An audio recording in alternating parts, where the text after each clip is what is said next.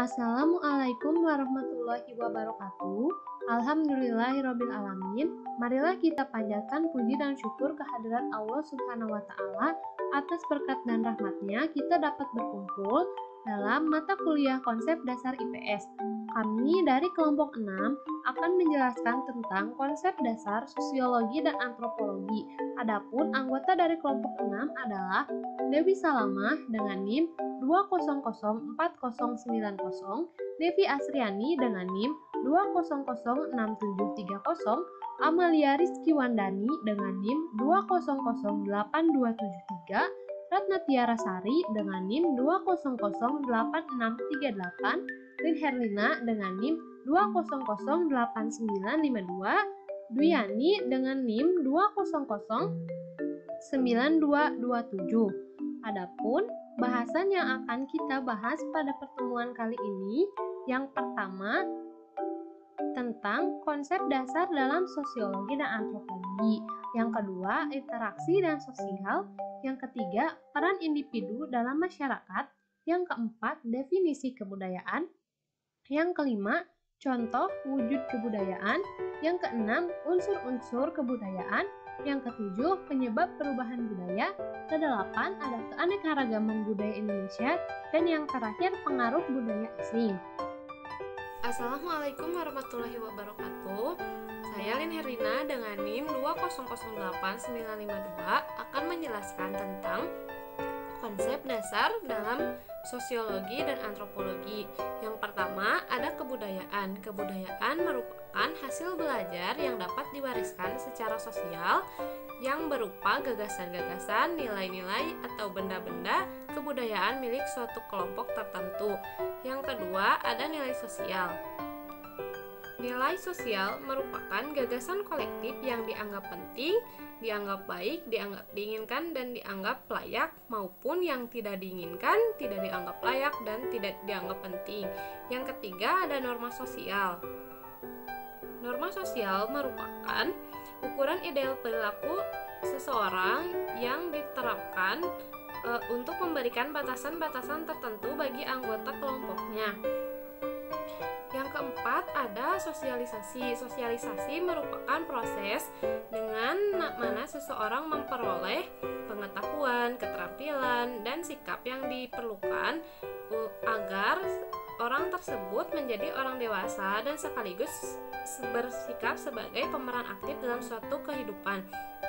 Yang kelima ada perilaku menyimpang. Perilaku menyimpang adalah perilaku seseorang atau sekelompok orang yang dianggap melanggar dari aturan yang ada. Yang keenam ada struktur sosial. Struktur sosial merupakan pola hubungan, kedudukan, dan jumlah orang yang memberikan kerangka bagi suatu organisasi baik dalam kelompok besar maupun dalam kelompok kecil.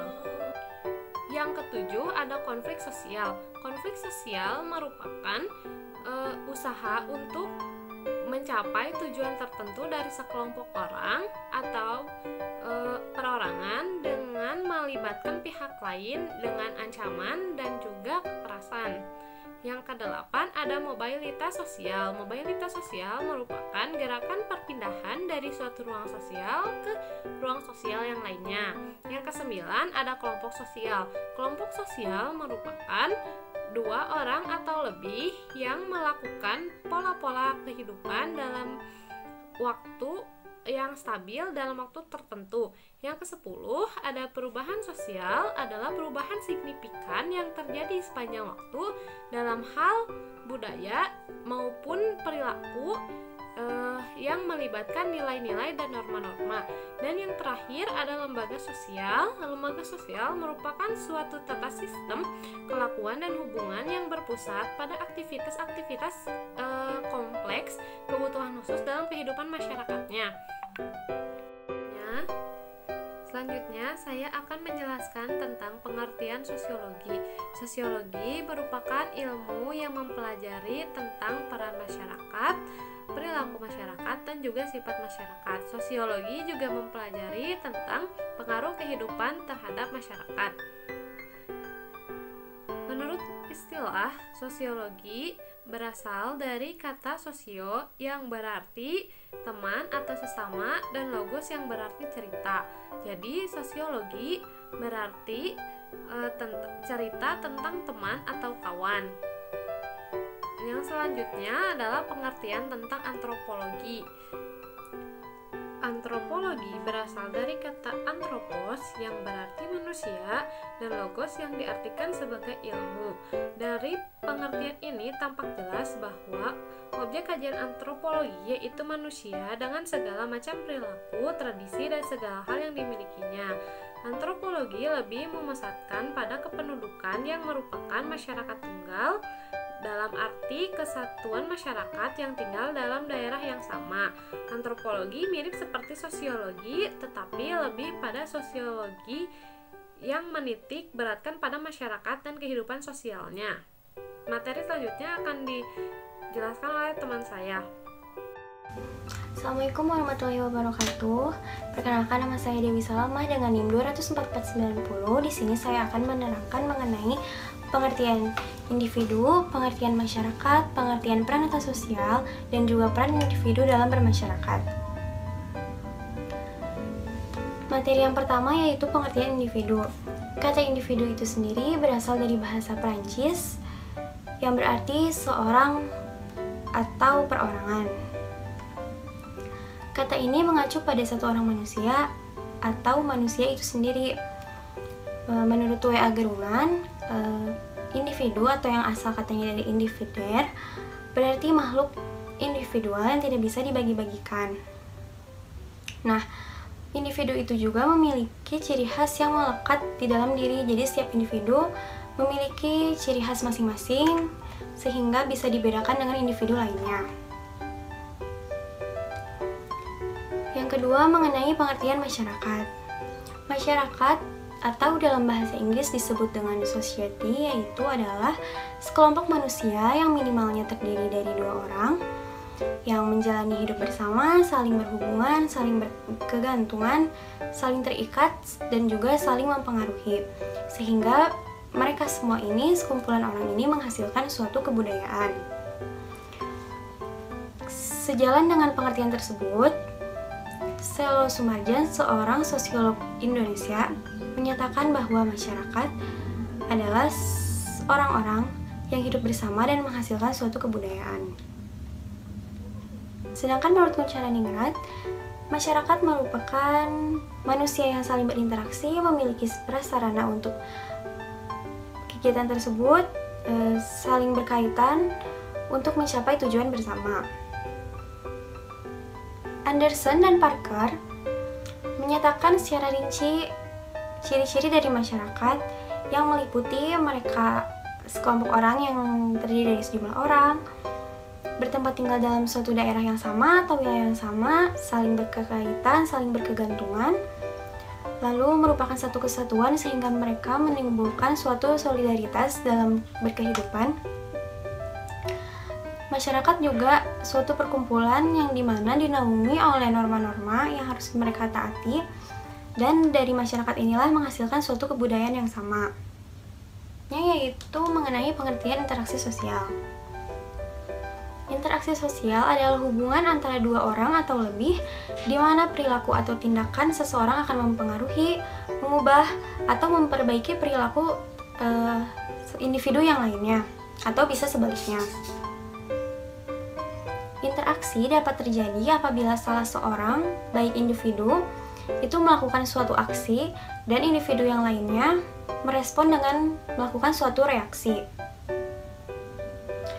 2 syarat utama terjadinya suatu interaksi yaitu yang pertama, adanya kontak. Kontak di sini itu baik mau secara primer maupun sekunder. Jika primer itu interaksinya dilakukan secara langsung atau tatap muka. Sedangkan kalau sekunder itu dilakukan secara tidak langsung seperti melalui telepon genggam, surat kabar atau orang lain, atau bisa dari media-media yang lainnya dengan melalui perantara. Yang kedua, syarat terjadinya interaksi yaitu adanya komunikasi. Interaksi sosial ini dapat terjadi antara kelompok dengan individu atau individu dengan kelompok, yang kedua individu dengan individu, dan yang ketiga kelompok dengan kelompok. Materi yang selanjutnya yaitu mengenai pengertian pranata sosial. Pranata sosial disebut juga dengan lembaga sosial atau organisasi sosial. Yang dimana di dalam pranata sosial ini akan ditemukan suatu unsur kebudayaan dan juga unsur struktural. Nah, unsur strukturalnya ini berupa norma dan juga peranan sosial. Maka pranata sosial itu dapat diartikan menjadi suatu adat kebiasaan dalam kehidupan bermasyarakat yang memiliki sanksi yang disistematisasikan dan dibentuk oleh kewibawaan masyarakat. Pranata sosial juga memiliki sifat umum yang dijelaskan oleh Harsojo, yaitu diantaranya pranata sosial berfungsi sebagai satu unit dalam sistem kebudayaan yang merupakan satu kesatuan bulat. Yang kedua, pranata sosial biasanya mempunyai berbagai tujuan yang jelas. Yang ketiga, pranata sosial biasanya relatif kokoh. Yang keempat, pranata sosial dalam melakukan fungsi kokoh. Yang keempat, pranata sosial dalam melakukan fungsinya sering mempergunakan hasil kebudayaan material. Yang kelima, sifat karakteristik yang melekat pada pranata sosial adalah lambang. Dan yang keenam, pranata sosial biasanya mempunyai tradisi tertulis, baik ataupun lisan, dan itu hasilnya jelas. Jadi dapat disimpulkan bahwa pranata itu merupakan kelompok individu yang memiliki norma dan peran dan berhubungan secara langsung di mana anggotanya memiliki fungsi masing-masing untuk mendukung suatu pranata tersebut. Untuk materi yang selanjutnya yaitu peran individu dalam bermasyarakat. Dalam bermasyarakat, setiap individu itu memiliki status kedudukan dan peran yang berbeda. Menurut Paul B. Horton dan Chester L. Hahn, status itu adalah suatu jenjang atau posisi seseorang dalam suatu kelompok atau dari satu kelompok dalam hubungannya dengan kelompok lain. Sedangkan peran yaitu suatu konsep menunjukkan apa yang dilakukan oleh seseorang.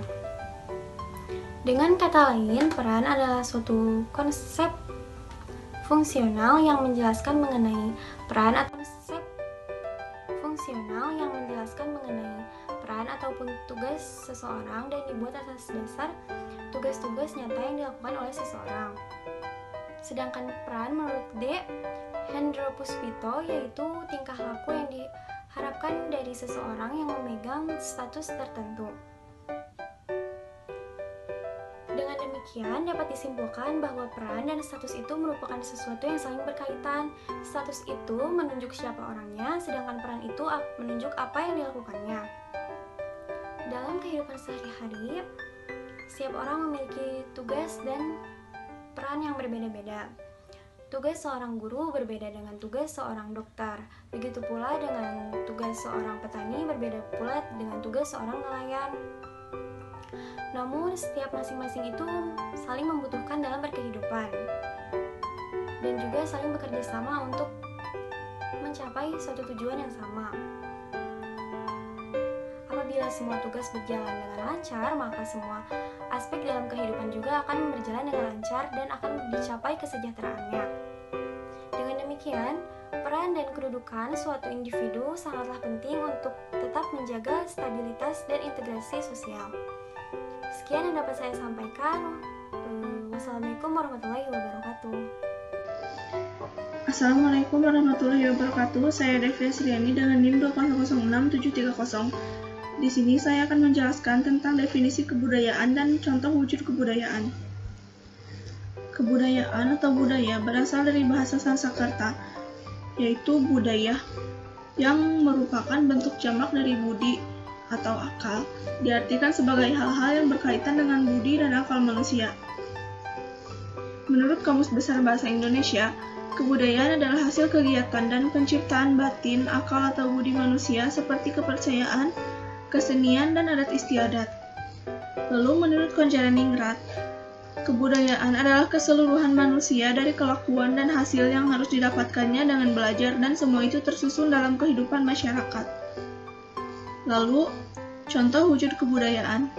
Menurut Ogburn dan Nimkov pada tahun 2014 menguraikan bahwa kebudayaan dibedakan menjadi dua, yaitu wujud kebudayaan material, dan non-material. Kebudayaan material atau yang biasa disebut dengan material culture terdiri dari benda-benda konkret yang nyata seperti peralatan, furniture, bangunan, dan lain sebagainya. Kebudayaan material mengacu pada benda-benda fisik, sumber daya, dan ruang yang digunakan orang untuk mendefinisikan budaya mereka. Contohnya, wayang golek. Wayang golek merupakan sebuah kebudayaan yang berasal dari Jawa Barat. Wayang golek merupakan boneka tiruan manusia yang terbuat dari pahatan kayu dan biasa dimainkan oleh seseorang yang bernama dalang. Lalu, kebudayaan non-material terdiri dari benda-benda abstrak yang tidak berwujud, misalnya adat istiadat, tradisi, kebiasaan, dan lain sebagainya. Semua bentuk non-material tersebut bersifat internal karena mencerminkan sifat batin manusia dari kelompok atau komunitas tertentu. Kebudayaan non-material mengacu pada ide-ide non-fisik yang dimiliki oleh sekelompok orang, misalnya tentang keyakinan, nilai-nilai, aturan, norma, dan lain sebagainya. Contohnya adalah upacara ngaben. Upacara ngaben merupakan kebudayaan yang berasal dari Bali.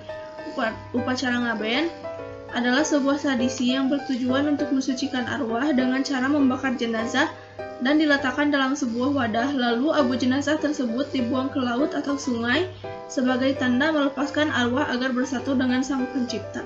Sekian dari saya, untuk materi selanjutnya akan dijelaskan oleh rekan saya. Selanjutnya, saya Amalia Rizky Wandani dengan NIM 2008273 akan menjelaskan mengenai unsur-unsur kebudayaan. Menurut Kunchara Ningrat, unsur-unsur kebudayaan memiliki 7. Yang pertama adalah sistem bahasa. Menurut Kunchara Ningrat, unsur bahasa atau sistem perlembangan manusia secara lisan maupun tertulis untuk berkomunikasi adalah deskripsi tentang ciri-ciri terpenting dari bahasa yang diucapkan oleh suku bangsa yang bersangkutan. Ciri-ciri menonjol dari bahasa suku bangsa tersebut dapat diuraikan dengan cara membandingkan dalam klarifikasi bahasa-bahasa dunia pada rumpun, subrumpun, keluarga, dan subkeluarga. Menurut Kunchara Ningrat, menentukan batas daerah penyebaran bahasa tidaklah mudah karena tempat tinggal individu merupakan tempat yang sangat intensif dalam berinteraksi, sehingga proses saling mempengaruhi sering terjadi. Yang kedua adalah sistem pengetahuan. Sistem pengetahuan sangat luas batasannya karena mencakup pengetahuan manusia tentang berbagai unsur yang digunakan dalam kehidupannya. Namun dalam antropolog adalah bagaimana pengetahuan manusia dipergunakan untuk mempertahankan hidupnya. Contohnya, masyarakat memiliki perhitungan tentang hari berdasarkan atas bulan atau benda-benda langit yang dianggap memberikan tanda-tanda kehidupan manusia.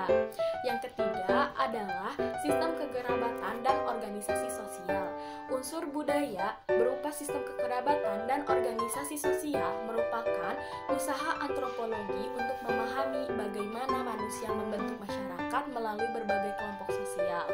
Menurut Kunchara Ningrat, tiap kelompok masyarakat kehidupannya diatur oleh adat istiadat dan aturan-aturan mengenai berbagai macam kesatuan di dalam lingkungan di mana dia hidup dan bergaul dari hari ke hari. Kesatuan sosial yang paling dekat dan dasar adalah kerabatnya, yaitu keluarga inti yang dekat dan kerabat yang lainnya. Selanjutnya, manusia akan digolongkan ke dalam tingkatan-tingkatan lokalitas geografis untuk membentuk organisasi sosial dalam kehidupannya. Yang keempat adalah sistem peralatan hidup dan teknologi. Manusia selalu berusaha untuk mempertahankan hidupnya sehingga mereka akan selalu membuat peralatan atau benda-benda. Nah, menurut Kunchara Ningrat, pada masyarakat tradisional terdapat ada 8 macam sistem peralatan dan unsur kebudayaan fisik yang digunakan oleh kelompok manusia yang hidup berpindah-pindah. Di antara lain ada alat-alat produktif, senjata, wadah, alat menyalakan api, makanan, minuman, bahan pembangkit gairah dan jamu-jamuan, pakaian dan tempat perhiasan, tempat berlindung dan perumahan, alat transportasi. Yang kelima, ada sistem ekonomi atau mata pencaharian hidup. Mata pencaharian atau aktivitas ekonomi suatu masyarakat menjadi fokus kajian penting etnografi. Penelitian etnografi mengenai sistem mata pencaharian mengkaji bagaimana cara mata pencaharian suatu kelompok masyarakat atau sistem perekonomian mereka untuk mencukupi kehidupannya. Sistem ekonomi pada masyarakat tradisional ada berburu, meramu, berternak, bercocok tanam, menangkap ikan, bercocok tanam, menetap dengan sistem irigasi. Yang keenam, ada sistem religi. Kuncharaningrat menyatakan bahwa asal muasal dari permasalahan fungsi religi dalam masyarakat adalah adanya pertanyaan mengapa manusia percaya kepada adanya sesuatu kekuatan gaib atau supranatural yang dianggap lebih tinggi daripada manusia. Dalam usaha untuk memecahkan pernyataan mendasar yang menjadi penyebab lahirnya asal-muasal religi tersebut, para ilmuwan sosial berasumsi bahwa religi suku-suku bangsa di Eropa adalah sisa-sisa dari bentuk religi kuno yang dianut oleh seluruh umat manusia pada zaman dahulu ketika kebudayaan mereka masih primitif. Yang ketujuh, ada kesenian. Kesenian bermula dari penelitian etnografi mengenai aktivitas kesenian suatu masyarakat tradisional. Deskripsi yang dikumpulkan dalam penelitian tersebut berisi mengenai benda-benda atau artefak yang memuat unsur seni pada kebudayaan manusia, lebih mengarah pada teknik-teknik dan proses pembuatan benda seni tersebut. Selain itu, deskripsi etnografi awal tersebut juga meneliti perkembangan seni musik, seni tari, dan seni drama dalam suatu masyarakat. Assalamualaikum warahmatullahi wabarakatuh. Perkenalkan, nama saya Ratna Tiarasari dengan NIM 2008638. Di sini saya akan menjelaskan materi tentang bentuk-bentuk perubahan sosial budaya. Yang pertama ada perubahan, evolusi, dan revolusi.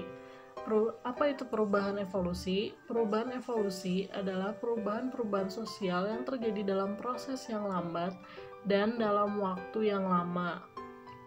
Perubahan ini terjadi karena adanya dorongan dari usaha masyarakat untuk menyesuaikan diri terhadap kebutuhan hidup terhadap perkembangan masyarakat pada waktu tertentu. Misalnya, adanya modernisasi mengakibatkan perubahan pada sistem transportasi dan sistem perbankan. Lalu, ada perubahan revolusi, yakni perubahan yang berlangsung secara cepat dan tidak ada kehendak atau direncanakan sebelumnya. Perubahan ini terjadi bisa karena sudah direncanakan sebelumnya atau tidak sama sekali. Revolusi biasanya diawali oleh ketegangan-ketegangan atau konflik dalam masyarakat. Misalnya, peristiwa terjadinya revolusi industri di Inggris, di mana terjadi pada tahap produksi yang awalnya tanpa mesin, kemudian berubah menjadi tahap produksi menggunakan mesin. Lalu yang kedua, ada perubahan dikehendaki dan tidak dikehendaki. Perubahan yang dikehendaki ialah disebut dengan perubahan yang direncanakan, dan perubahan yang tidak dikehendaki disebut perubahan yang tidak direncanakan. Perubahan yang direncanakan adalah perubahan yang terjadi karena adanya perkiraan atau perencanaan. Misalnya, perubahan yang dilakukan pemerintah melalui perundang-undangan untuk melarang anggota dewan merangkap sebagai pegawai negeri sipil. Lalu, perubahan yang tidak direncanakan ialah perubahan yang berlangsung di luar kehendak dan pengawasan masyarakat. Perubahan ini biasanya menimbulkan pertentangan yang merugikan kehidupan masyarakat yang bersangkutan. Misalnya, kecenderungan untuk mempersingkat prosesi adat pernikahan yang memerlukan biaya besar dan waktu lama. Selanjutnya, ada perubahan besar dan kecil. Perubahan besar dan kecil memiliki batas-batas yang sangat relatif. Perubahan kecil diartikan perubahan yang terjadi pada unsur struktural sosial yang tidak membawa pengaruh langsung atau berarti bagi masyarakat. Contohnya, perubahan model pakaian, rambut, sepatu, dan tren fashion lainnya.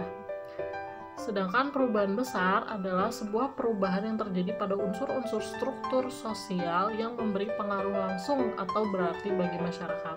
Contohnya, pengelolaan pertanian dan pemakaian alat pertanian dari mesin atau traktor pada masyarakat agraris merupakan perubahan yang membawa pengaruh besar. Perubahan sosial budaya tidak mungkin terjadi dengan sendirinya. Lalu, apa sajakah faktor pendorong perubahan sosial? Faktor pendorong perubahan sosial adalah sebagai berikut. Yang pertama, timbunan kebudayaan dan penemuan baru.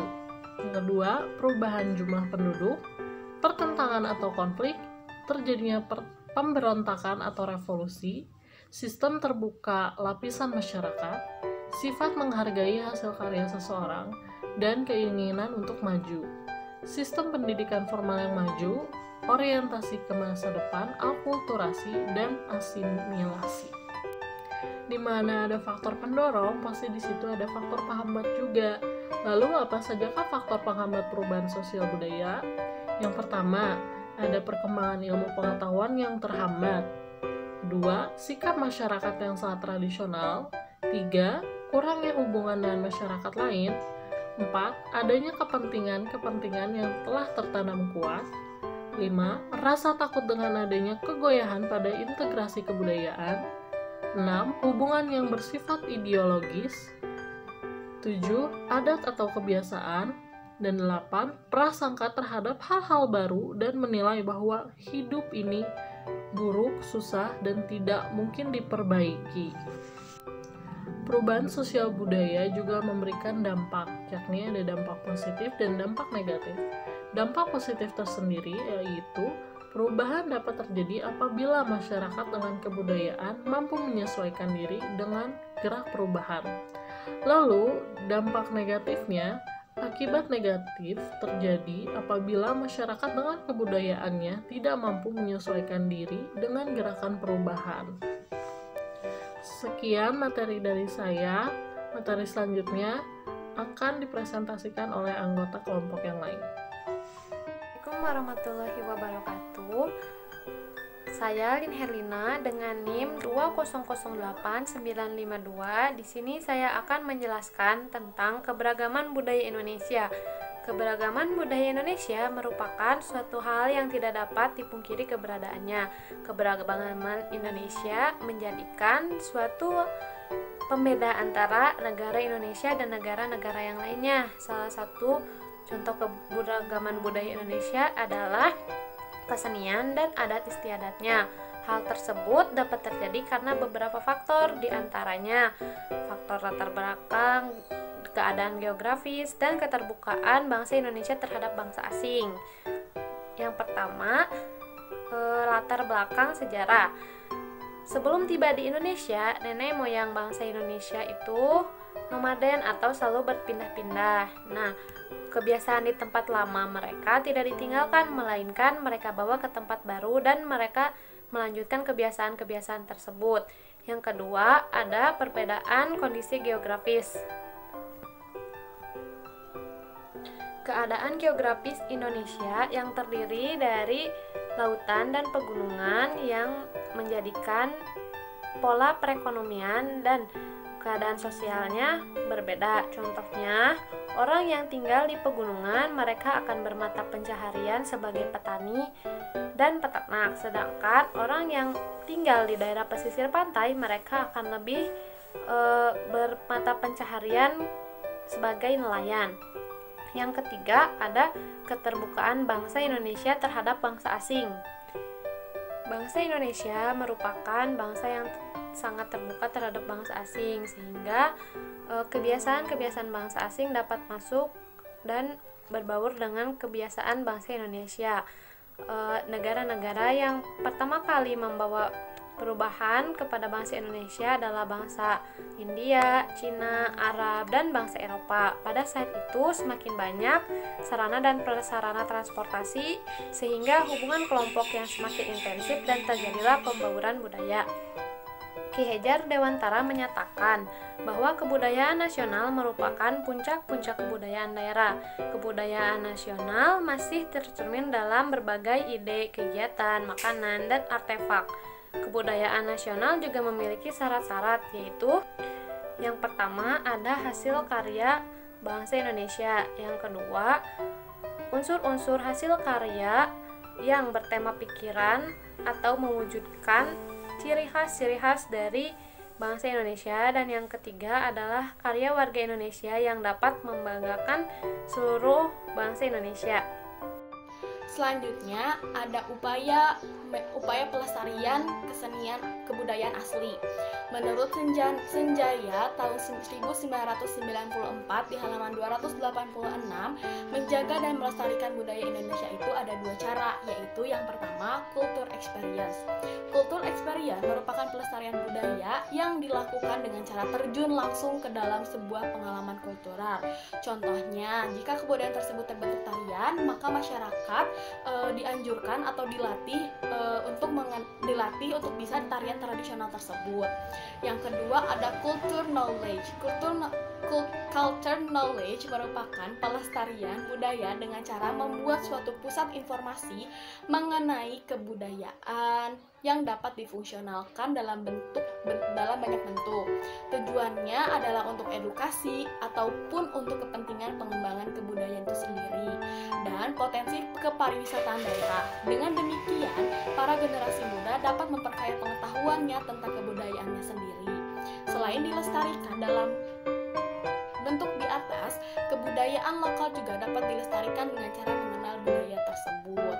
Jadi dapat disimpulkan bahwa upaya pelestarian itu yang pertama, memperkenalkan budaya asli pada setiap generasi, terjun dan ajarkan kebudayaan yang ada di daerah pada generasi penerus, tanamkan sikap cinta dan bangga terhadap budaya asli sejak dini. Pemerintah pusat, pemerintah daerah, dan warga ikut berpartisipasi dalam upaya pelestarian budaya asli.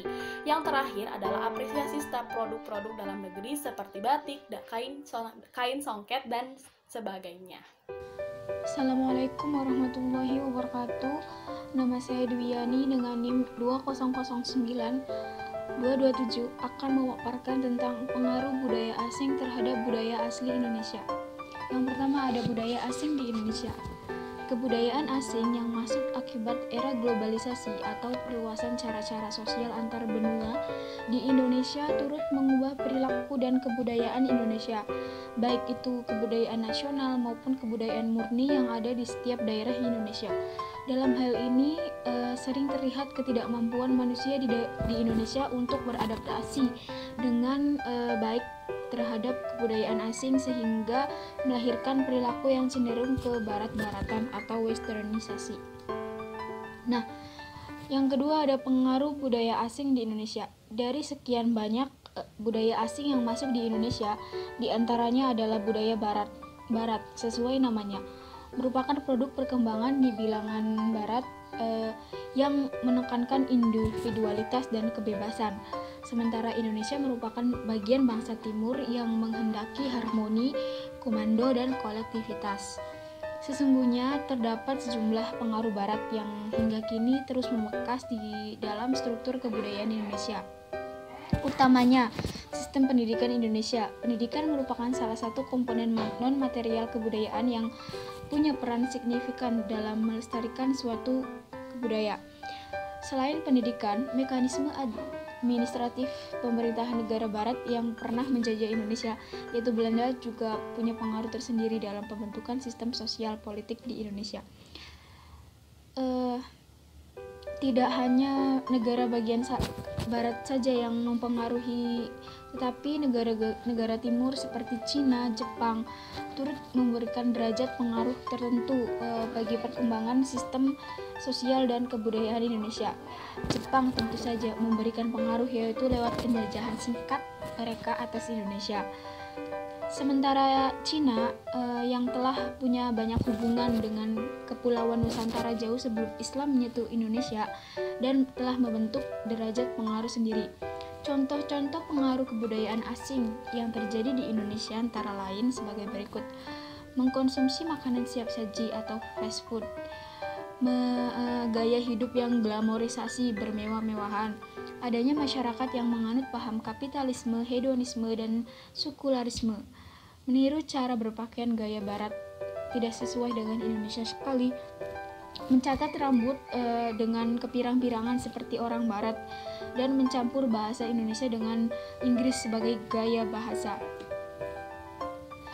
Tentu saja pengaruh budaya asing ini terdapat faktor-faktor yang dapat ditimbulkan.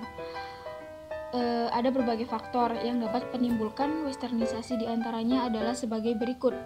Yang pertama, kurang penguasaan iptek Di zaman globalisasi dan kemajuan zaman ini, kita dituntut untuk mengikuti perkembangan. Jika tidak mampu menyesuaikan diri dan beradaptasi dengan kemajuan zaman, maka kita akan ketinggalan zaman dan kurang pengetahuan dan teknologi atau sering disebut gaptek.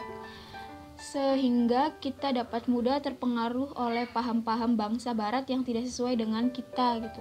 Tidak memahami dan memiliki pengetahuan yang luas, sehingga tidak mampu membedakan mana yang perlu diambil dan mana yang tidak perlu diambil. Yang kedua, ada masyarakat yang bersifat konsumtif terhadap barang-barang luar negeri. Saat ini telah ada perdagangan bebas sehingga para produsen asing dapat mudah memasukkan barang-barang produksinya di Indonesia.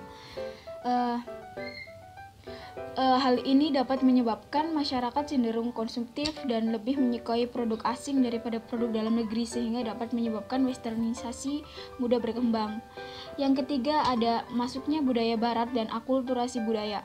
Saat ini banyak bangsa asing yang masuk ke negara Indonesia, baik tinggal di Indonesia maupun hanya berwisata.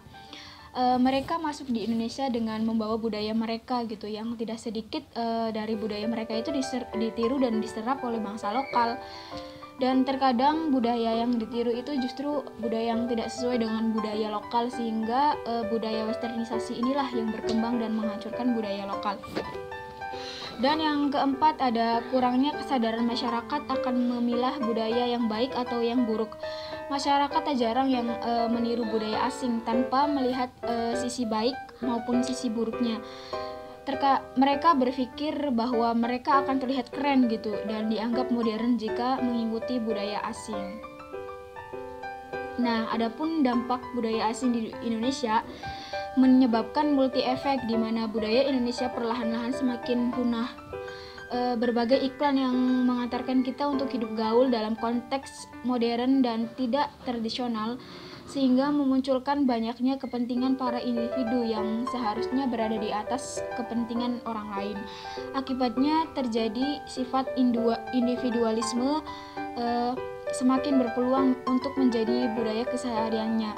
Ini semua sebenarnya terhantui akan praktik budaya yang sifatnya hanya memuaskan kehidupan semata. Dampak tersebut membawa pengaruh besar bagi Indonesia, baik segi positif maupun negatif. Berikut yang segi negatifnya ya.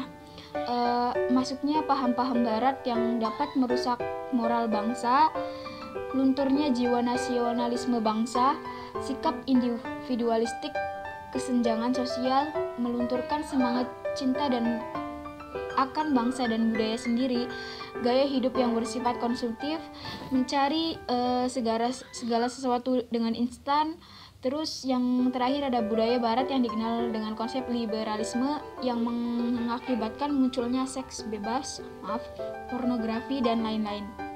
Sedangkan dampak positif yang dapat kita ambil dari munculnya kebudayaan barat adalah dapat menguasai iptek, perubahan tata nilai dan sikap, berkembangnya ilmu pengetahuan dan teknologi, terjadi akulturasi budaya sehingga tidak mengalami kebosanan budaya gitu, karena masyarakat selalu menginginkan hal-hal baru. Yang selanjutnya ada dapat mengikuti mode pakaian dan gaya hidup yang sedang populer. Terus penggunaan bahasa-bahasa lain dan komunikasi dalam meningkatkan wawasan ilmu pengetahuan. Yang terakhir ada munculnya ide-ide baru dapat membantu kemajuan iptek. Sekian dari saya, mohon maaf apabila banyak kekurangan. Terima kasih.